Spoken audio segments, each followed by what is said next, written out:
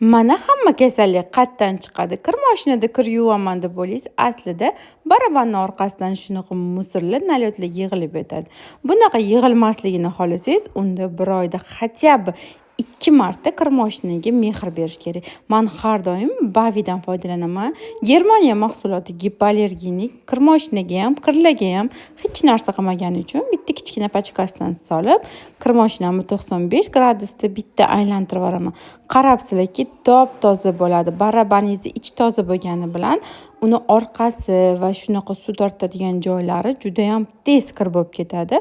Bularni albatta Bavi bilan tozalab olish kerak. Ko'ryapsizlarmi, natijasini top-toza bo'ldi. Albatta sizlar ham Bavidan olib ishlatib ko'ringlar. Agar barabanni rezinkalari yomon bo'lib ketgan bo'lsa, unda Bavini qaynoq suvda tiqib olib, birinchi rezinkalarini yaxshilab ivitib qo'yinglar. Keyin kir mashinani 95 gradusda yuysanglar, mana shunaqa rezinkalar top-toza bo'ladi. Ichlari ham, orqalari ham top-toza bo'ladi va siz yuvayotgan kirlaringizda allergiya bo'lmaydi farzandlaringiz. Albatta sizlar ham shu usulda tozalab turinglar.